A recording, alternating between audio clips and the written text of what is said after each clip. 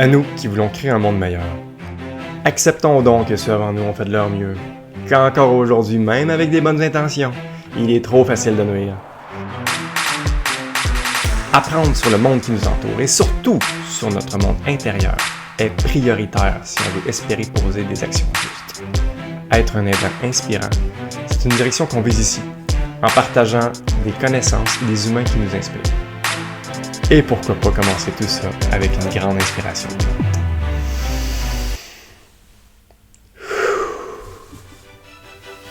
C'est parti.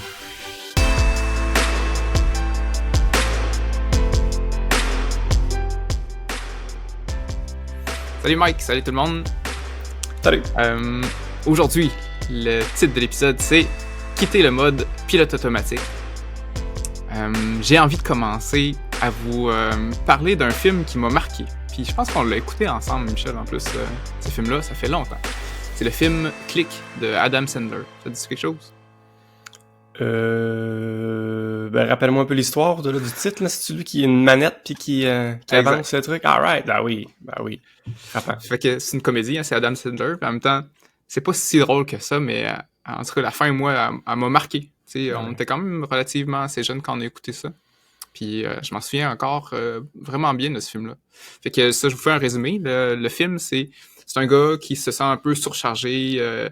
Il veut pousser dans sa carrière. Fait que là, il essaye de travailler vraiment beaucoup pour avoir des promotions, pour avoir assez d'argent, pour offrir une belle vie à sa famille. Fait que là, il délaisse souvent ses enfants puis sa blonde pour ça. Puis, tu sais, ça marche pas, là. Il trouve que sa vie, ça va pas bien. Puis là, il met la main sur une télécommande qui permet de contrôler un peu le temps dans sa vie. Entre autres, il y a une fonction qui permet de skipper toutes les bouts que ça ne tente pas de vivre. Fait que, mettons, il tombe malade, il fait comme « amène-moi là où je vais être rendu en santé. » Puis là, il est rendu une semaine plus tard, sa grippe est partie. C'est comme « Ah, j'ai pas eu besoin, tu sais, j'ai pas vécu ma maladie, puis tout va bien, vraiment le fun. » Puis là, sa blonde, puis lui, ils sont en chicane, puis c'est une chicane récurrente, là. Il a pas envie de vivre ça encore une fois, fait que, pouf, skip ça. Ah, tiens, ils se sont réconciliés, puis tout va bien. Sa job, il rush comme un fou, tu sais, depuis trop longtemps. Je dis là, je suis tanné, là, tu sais, amène-moi là où je vais avoir reçu ma promotion que j'attendais. Puis là, pouf, il est rendu 1 an plus tard, il a sa promotion. Puis pendant tout le temps qu'il skip ces bouts-là de sa vie, son corps, il les vit, ces moments-là, mais il en est pas vraiment conscient. T'sais, il est comme en mode pilote automatique. Son corps réagit à ce que les autres disent, mais il est un peu apathique, là, sans trop d'émotion. Puis lui, il reprend conscience quand « Ah, là, c'est un bon bout. Yes, là, je suis arrivé là où je voulais arriver. » Puis c'est comme ça que se passe le film. Puis la manette, à un moment donné, elle prend ses préférences, puis elle se met à skipper de façon automatique tout ce qu'il voulait pas vivre. Mais là, ça se met à s'enchaîner puis comme à s'amplifier cette affaire-là parce que tous les moments où il est un peu malade, tous les moments où il est sur le bord de se chicaner avec quelqu'un, tous les moments où il attend après une promotion, là, il vient de se passer 10 ans puis 20 ans de sa vie. Puis là, il se réveille, puis là, il a perdu le contrôle sur sa santé, son couple est défaite, son père, il est mort, il a rien vu ça aller, puis là, il est comme rendu à la fin de sa vie. Puis il a passé à côté de tout ce qu'il voulait, dans le fond, aussi, là, mais qu'il nommait pas au début.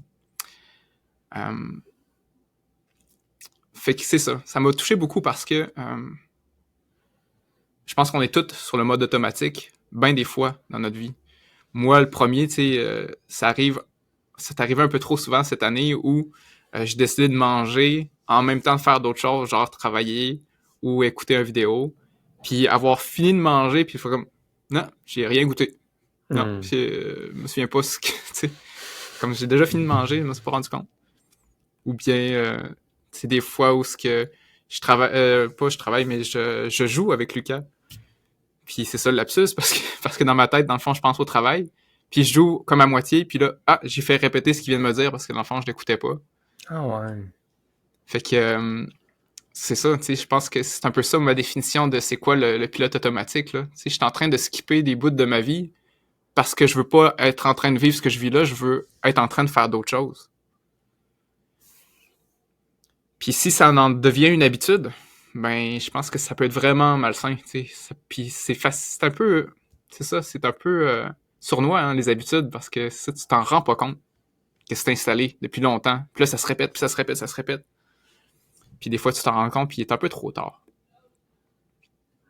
Fait que j'ai vraiment pas envie que ça m'arrive.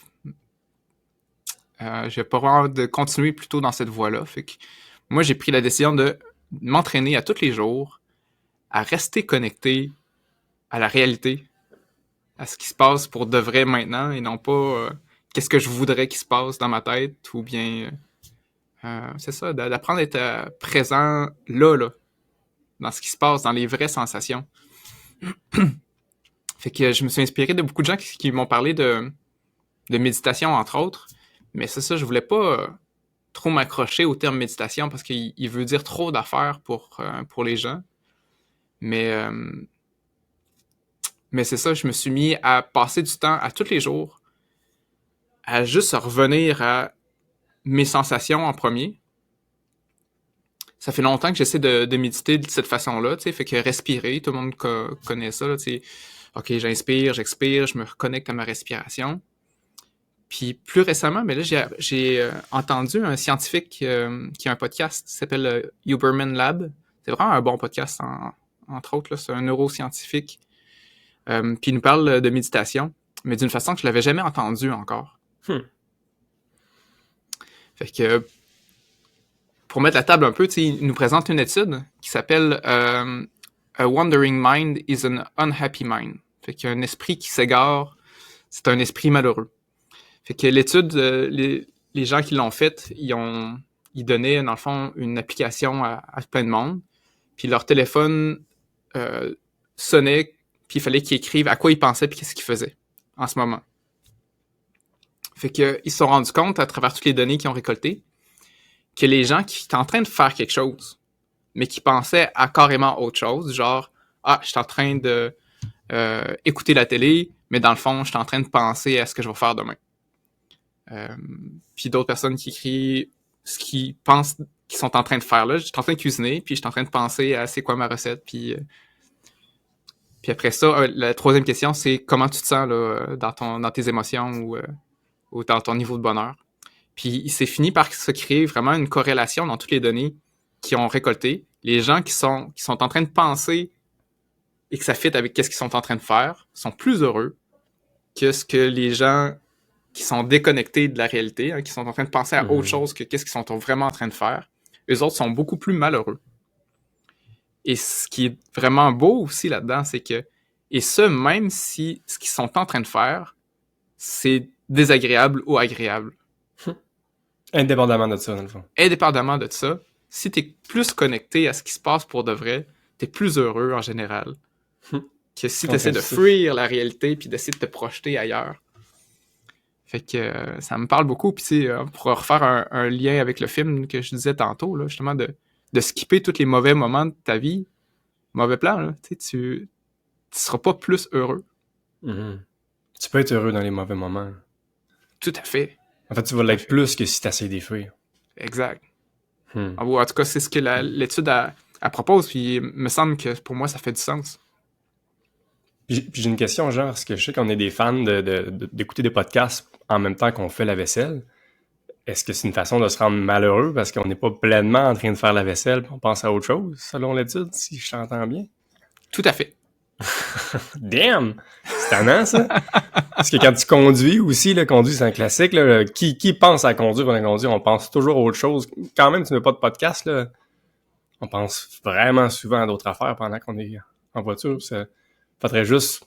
C'est ça, là. C'est une mauvaise habitude de faire ça. Ouais, je pense que oui. Puis je pense que moi, c'est quelque chose que j'ai vécu cette année beaucoup aussi. Hein. Tu sais, je cherchais des facteurs qui m'ont amené à me brûler, là, ou à pas me sentir bien cette année. Puis je pense que ça en était un. Moi, à chaque fois que j'avais l'occasion d'écouter quelque chose, d'apprendre quelque chose, mais je le faisais. Fait que j'étais pas beaucoup dans le moment présent, là. Justement, la vaisselle, c'est un bon exemple. Je suis tout le temps en train d'écouter quelque chose quand je fais la vaisselle, parce que je me dis, enfin, j'ai le temps, tu sais, d'écouter un livre audio, ou enfin, j'ai le temps d'écouter une formation, d'écouter un podcast. Fait que...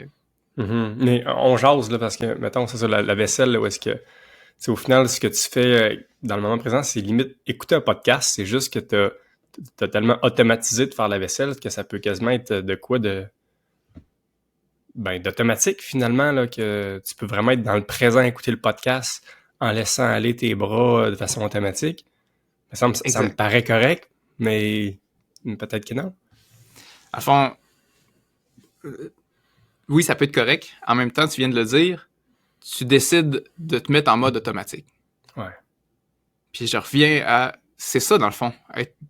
Enclencher le pilote automatique puis s'habituer à faire ça. Ah, c'est un moment pas tant cool de ma vie. Je me mets en automatique, ça va se faire tout seul. Moi, je vais m'occuper d'autres choses pendant ce temps-là. Fait que c'est un peu se déconnecter de la réalité. Puis c'est drôle, hein, parce que... Mettons faire la vaisselle, là. Après m'être rendu attentif à chacune de mes sensations dans le moment présent, c'est vraiment cool de l'eau chaude. C'est vraiment des vraies belles sensations. Puis il y a quelque chose de à la limite, tu sais, de significatif en train de laver quelque chose, de le rendre beau, de le rendre propre, tu sais. Il y a une belle leçon là aussi. Il y a des beaux moments à vivre même dans ça. Puis même si c'était pas un beau moment, c'est quand même ce que tu es en train de faire pour de vrai. C'est quand même une vraie partie de la vie, faire la vaisselle, tu sais. Fait que tu peux choisir de le fuir puis de faire comme « Ah non, moi je veux pas vivre ça. » Puis c'est correct aussi. Mais en tout cas, pour moi, je pense que j'étais trop souvent en pilote automatique.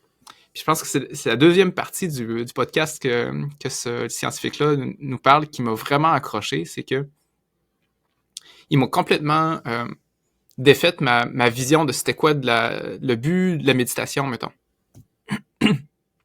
Fait que je trouve que le but de la méditation, c'est de quitter le pilote automatique.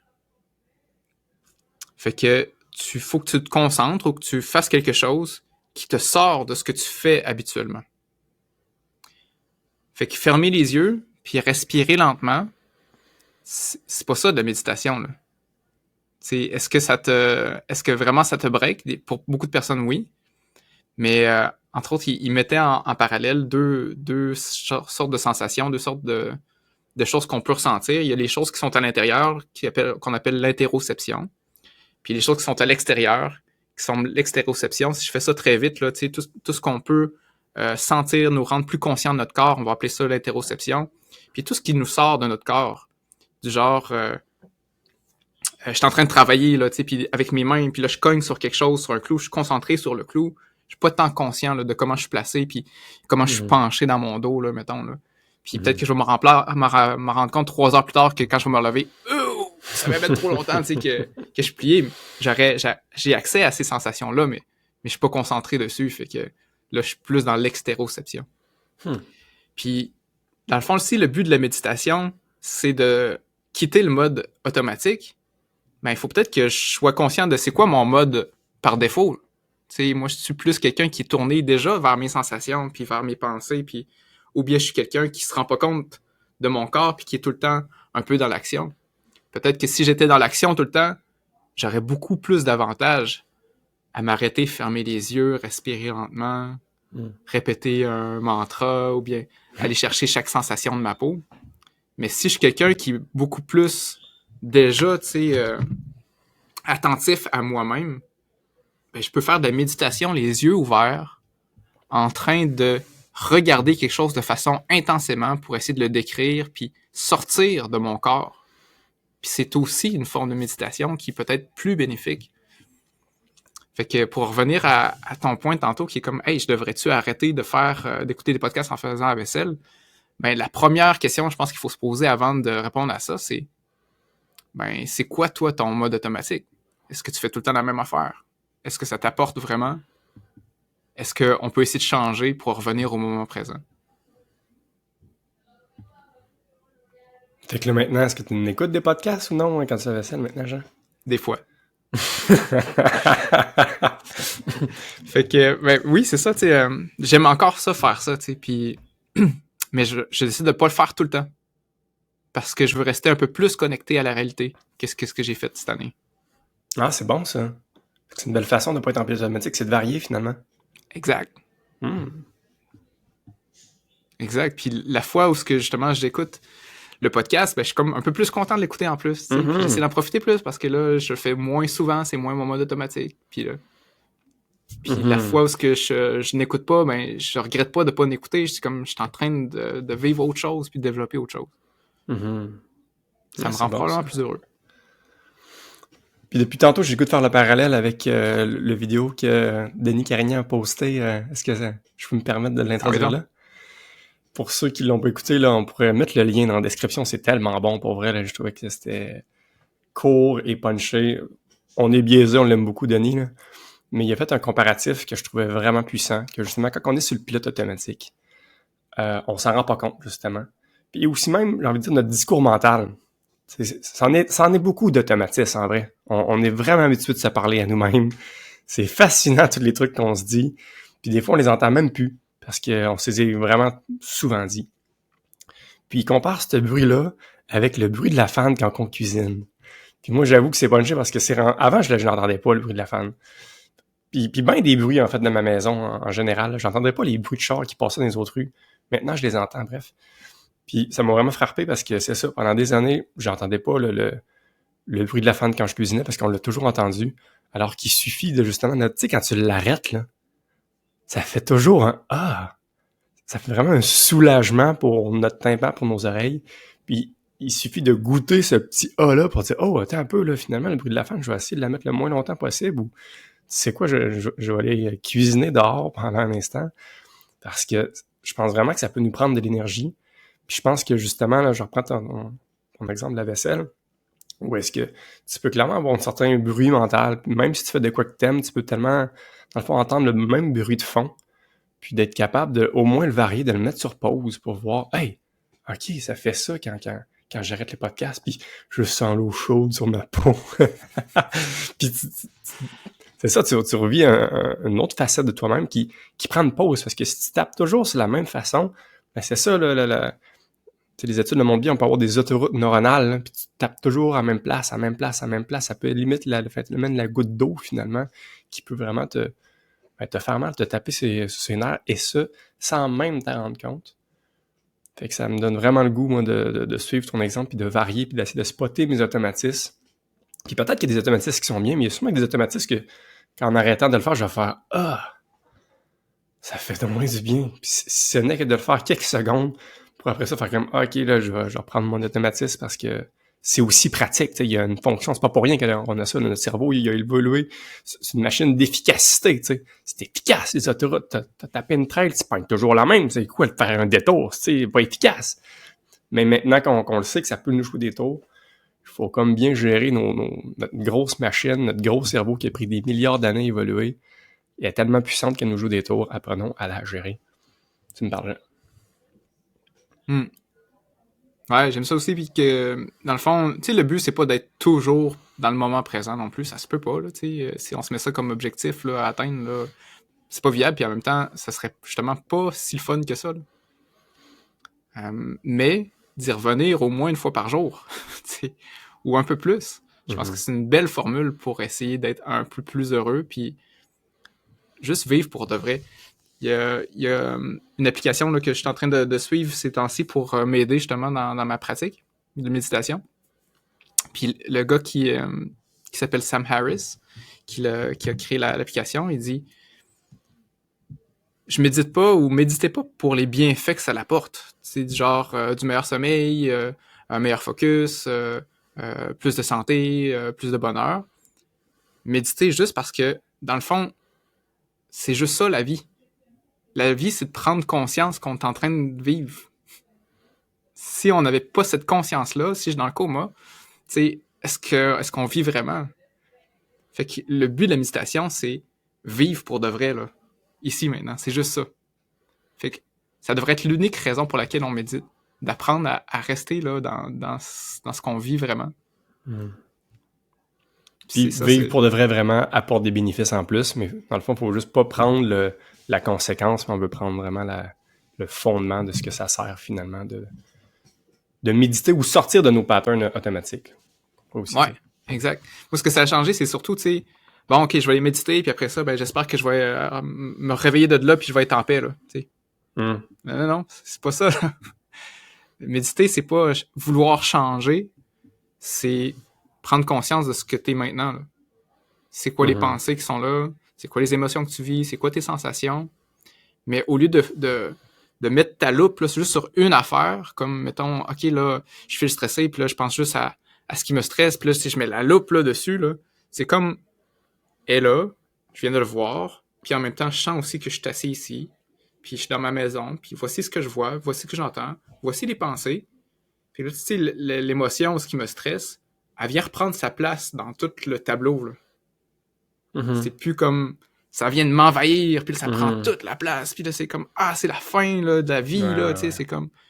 Fait que tu sais, c'est vraiment pas de renier, c'est vraiment pas d'essayer de changer, mais en même temps, le fait de le regarder pour de vrai, avec des vraies perceptions, on dirait que ça. Le bienfait vient pareil, tu sais, même si c'est pas ça le but. Puis ça a été frappant pour moi à un moment donné. Je suis sorti de quelques semaines de cette pratique-là, puis ça a donné que cette journée-là, j'étais un peu pressé. Puis il fallait que je parte travailler. Puis là, je venais juste de finir de manger, je pense. Puis je me suis viré comme pour aller porter mon assiette. Puis je l'ai accroché à quelque part, puis ça a comme me revolé partout. Gamin. Puis là, j'ai fait comme... Je viens de faire un dégât, je vais le ramasser. Puis ça s'est fini là. Puis j'ai tout de suite vu la différence entre... Puis ça, il y a quelques semaines, j'aurais fait comme j'ai pas le temps, faut que j'aille travailler. Puis là, non, pourquoi, tu sais, quand tu sais, t'aurais pu prendre ton temps, puis voyons, tu sais. Ou ben, comme je viens de dire, gamin, t'as pas 3 ans, suffit. Hein. C'est ça, mais c'est ça, je me suis surpris à dire juste comme, il y a des choses à terre, puis je les ramasse, tu sais. C'est juste ça, la réalité. Il y a pas d'autre chose, tu sais. Je peux me monter toute une histoire autour si je veux, mais la vraie réalité, c'est que c'est ça. J'ai accroché, puis il y a des choses à terre, puis je les ramasse. Et je pars travailler ensuite. C'est une forme de méditation, c'est ça. Totalement. Parce que moi, là, j'ai l'air de dire que moi, je suis pas un fan de méditation, de s'asseoir puis rester immobile pendant un bout, les yeux fermés. Là. J'avoue que j'ai peu fait ça. Je l'ai fait de temps en temps, puis j'avoue qu'à chaque fois, c'est intéressant, mais je sais pas. Je sais pas si je manque de temps ou... En tout cas, je le fais pas tant que ça. Mais j'aime bien le faire à plusieurs moments dans la journée, puis je trouve que ça, c'est beaucoup plus accessible. C'est plus invitant chez monsieur, madame, tout le monde. En tout cas, si les gens me ressemblent, là, je trouve que ça fait un peu moins de bouddhisme, méditer. Puis pour ceux qui aiment ça, faites-le, là, mais je trouve qu'un pas qui est plus accessible, c'est d'avoir justement des micro-méditations, comme dans ces moments-là. Puis j'ai envie de nommer le truc que Denis nommait aussi dans la vidéo, que j'ai pas dit, que je trouve ça vraiment bon. Tu sais, c'est de prendre une fraction de seconde de plus. Mais tu sais, concrètement, c'est que, encore une fois, on est tellement dans son automatisme, ouvre une porte, ouvre-la donc doucement, sans la douceur de la poignée sur ta main. Mais bref, juste d'avoir un petit moment là différent que d'habitude.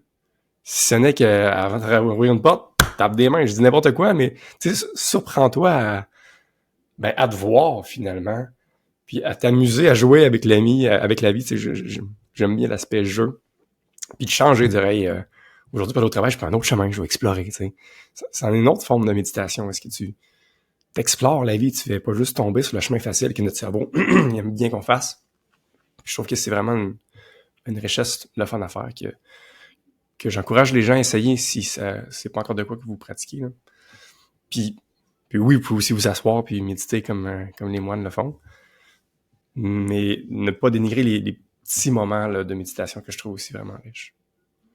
Puis j'ai envie d'encourager en plus de rajouter à ça, au lieu de choisir quelque chose d'un peu aléatoire là, pour dire OK, que je vais briser mon automatisme avec une grimace, puis ça va être ça.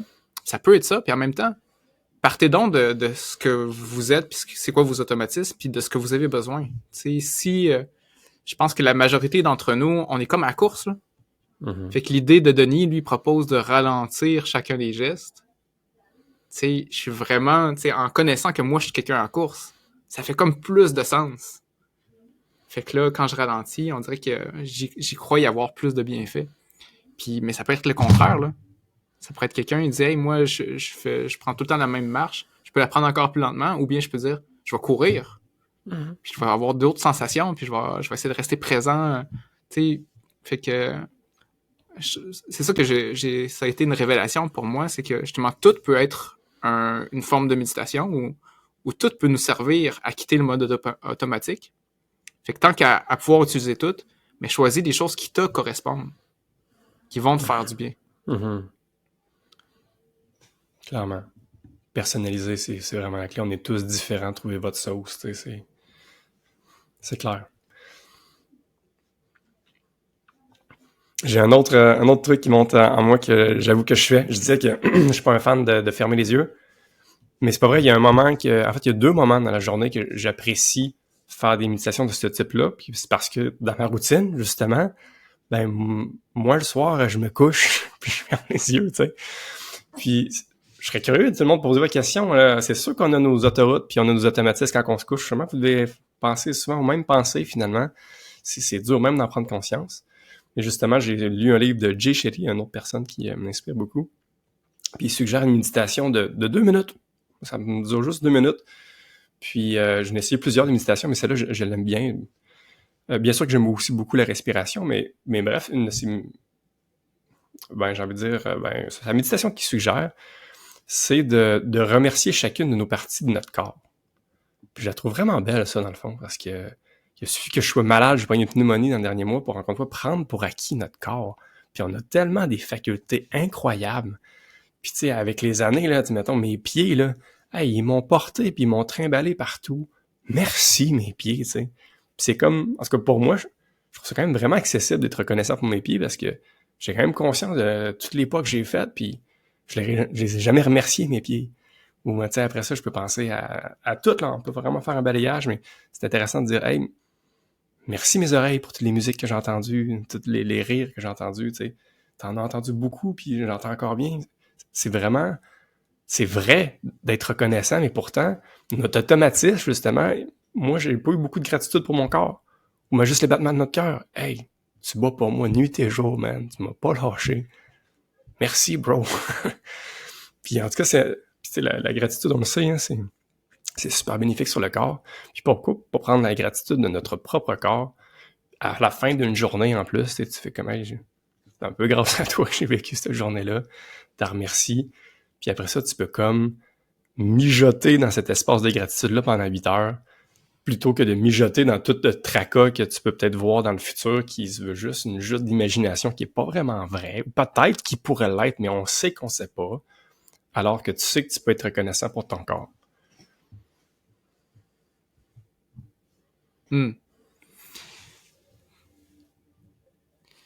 J'ai envie de rajouter un autre point.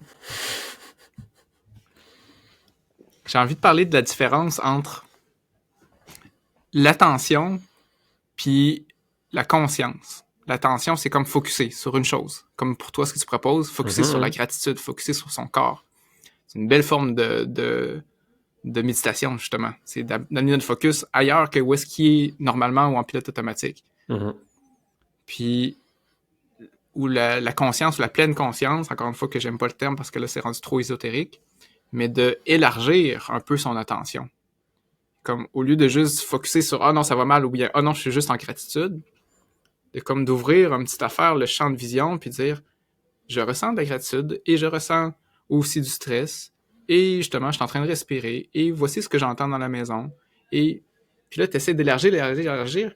Puis je dirais que quand on s'entraîne à faire ça, puis qu'on se rend compte de tout ce qui se passe autour de nous, tout ce qui en tout cas, tout ce qui est à notre portée d'entendre, de voir, puis de toucher, puis de sentir, puis de penser, c'est très difficile de ne pas faire autrement de se dire que c'est merveilleux que tout ça se puisse en même temps. Puis qu'on soit là en train d'assister à tout ce qui se passe. Puis moi, ça m'a... Je suis arrivé au même point, dans le fond, puis c'est tout nouveau, là, tu sais, de sentir une gratitude alors que je vis des moments difficiles, parce que ce moment difficile-là, j'ai pas mis mon attention dessus. J'en fais juste prendre conscience. Mais voilà, je suis bien quand même. Même si je suis inconfortable, parce que crime, je t'en vie. Puis j'ai la chance de voir tout ça aller. Puis je suis comme... J'ai pas besoin d'essayer de changer mon état d'esprit. J'ai pas besoin d'essayer de changer la situation. Puis je fais comme... Je suis connecté à la vraie réalité, je suis pas parti dans ma tête. J'ai goûté à challenger un petit peu là-dessus. Ou est-ce que c'est peut-être moi qui est un peu niaiseux puis qui a de la misère à faire plusieurs choses à la fois, mais de mon expérience, lorsque je veux prendre pleinement conscience, j'ai l'impression que c'est d'être capable de mettre le focus sur plein de choses, une chose à la fois. Puis, tu sais, d'avoir conscience que, ah ben oui, ça est là. OK, je le mets comme un peu sur mon back burner parce que si je veux prendre conscience de ma tristesse, mais il faut aussi que je mette mon attention dessus parce que c'est comme si j'avais juste un spotlight, moi, là. Ou peut-être que c'est par entraînement aussi que tu peux élargir ton spotlight puis être capable de gérer tristesse et gratitude en même temps, mais on dirait que, parce que de mon expérience, tu sais, je peux bouger mon focus puis pour prendre conscience de tout ce qui est là, mais j'ai l'impression que j'ai besoin de le faire une chose à la fois. Ouais, t'as tout à fait raison. Je pense que c'est vraiment comme ça que je pense que notre cerveau fonctionne. Encore une fois, tu sais, dans le podcast de Huberman Lab, il en parle. On est probablement capable de focuser sur 2 choses à la fois max. C'est 1, 2 si on se force. 3, peut-être qu'il y a des gens qui sont capables, mais c'est pas clair encore dans la science. Peut-être que c'est impossible. Là. Moi, j'ai essayé de tester cette limite-là, justement, de dire, OK, je sens quelque chose dans ma main, parfait. Je regarde quelque chose intensément, je suis capable de le décrire, tout ce que je vois. Puis, tiens, je vais essayer de me concentrer à ce que j'entends. Ah non, je suis plus en train de regarder. Ah non, je suis pas capable d'être vraiment dans le focus, dans 3 choses en même temps. Je pense que pour moi, c'est impossible. Fait que c'est vraiment intéressant de voir ces limites-là. Et puis, fait que oui, je pense que la seule chose qui est disponible à nous dans l'attention, hein, c'est de shifter d'une place à l'autre. Puis il y a une expérience, justement, qui mettait, là, il y avait des sons, puis il y avait un groupe qui était vraiment des gens qui pratiquaient la méditation de façon régulière, puis un autre groupe les autres, qui en faisaient pas. Puis ils mesuraient dans le cerveau, justement, ce qui est l'activité neuronale qui était associée à j'écoute un son. Puis ils invitaient les gens à dire, OK, là, je veux que tu restes à écouter là, ce qui se passe. Fait que au final, le résultat de l'étude, c'est les gens qui pratiquent la méditation. Ils ont écouté bien plus, ils ont resté bien plus présents pendant les sons que les gens qui pratiquaient pas la méditation. Fait qu'encore une fois, je fais comme, ça se pratique dans le fond d'être à rester connecté à la réalité ou à ce qui se passe maintenant. Mais ce qui était vraiment intéressant, c'est que c'est pas que les gens qui pratiquent la méditation sont présents plus longtemps de suite, c'est qu'ils shiftent de OK, je suis plus présent, j'en reviens. Je suis plus présent, j'en reviens. Je suis plus présent, j'en reviens. Je suis plus présent, j'en reviens. Ah, c'est nice. Puis ils font ça tellement de fois qu'au final, ils sont présents plus longtemps que les gens qui partent puis qui s'en rendent pas compte. Puis là, ça prend du temps. OK, là, ils reviennent. Là, ils sont repartis. Fait que les gens qui pratiquent la méditation sont juste plus habiles à revenir plus vite. Je pense qu'on peut pas empêcher notre corps de s'évader puis de penser à plein d'affaires. On peut juste se ramener. Il se spot plus rapidement à partir en mode automatique. Cool. Puis pour revenir à ta question, justement, tu sais, je pense que ça se pratique aussi d'élargir son champ de vision sans apporter son attention sur ce que tu vois.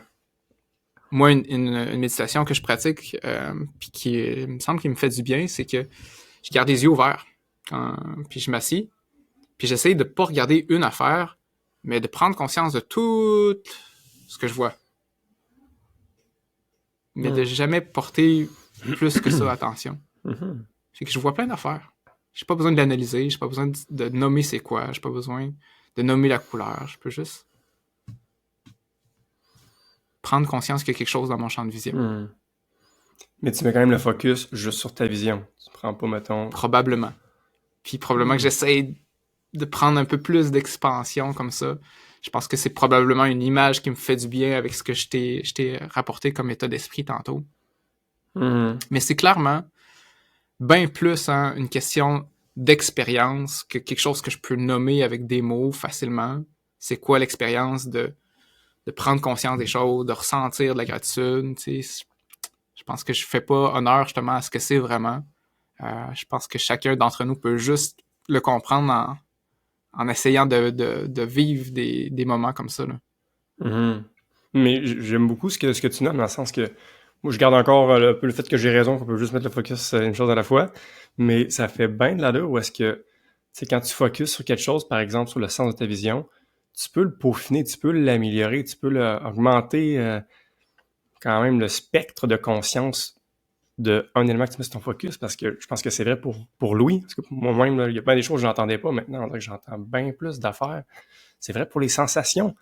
sais, moi, il y a bien des sensations dans mon corps que je ressentais pas avec les années, mais une fois que tu essaies de mettre un peu plus de conscience, une fois que tu te pratiques pour ressentir, puis tu sors de ton pilote automatique, de ce que tu es habitué de sentir sur ta peau, puis tu explores des affaires, mais tu peux vraiment voir des petites teintes de gris, voir des petits angles morts que tu n'avais pas vus parce que tu t'es pas pratiqué à peaufiner ta concentration sur un aspect. Mm-hmm. Fait que ça me donne comme le goût, comme quoi d'autre que je pourrais bien, tu sais, augmenter ma sensibilité ou ma capacité de voir des choses que je vois pas parce que je l'ai juste pas pratiqué. Ça donne le goût, j'ai. Ouais, mais ça. Parce qu'encore une fois, on spot toujours les mêmes affaires par automatisme. Voilà. Puis quittons le mode automatique. Revenons à la vraie vie pendant quelques minutes au moins par jour. Puis je pense que ça, avec ce qu'on a lu, puis avec vers là où ce que les études nous proposent d'aller, il me semble que ça ferait du sens que il y a beaucoup de bonheur à aller chercher à rester dans le moment présent. Mm-hmm. Et de la vérité à aller chercher. Ouais, vraiment. Parce que c'est beaucoup de conneries qu'on peut se raconter dans notre tête encore et encore. Venons à ce qui est vrai, ce qui est là, ça peut que être bon. Merci de nous avoir écoutés. S'il te plaît, fais en sorte que les émotions que tu viens de vivre, les idées que tu as dans la tête, ils s'envolent pas en fumée. Fais-le atterrir dans la réalité avec des actions concrètes. Puis pour ça, il n'y a rien de mieux que de se rassembler avec des gens crinqués qui sont dans l'action. On a créé le groupe Level Up. Va voir sur inspire-x.ca/levelup. On a super hâte de te rencontrer.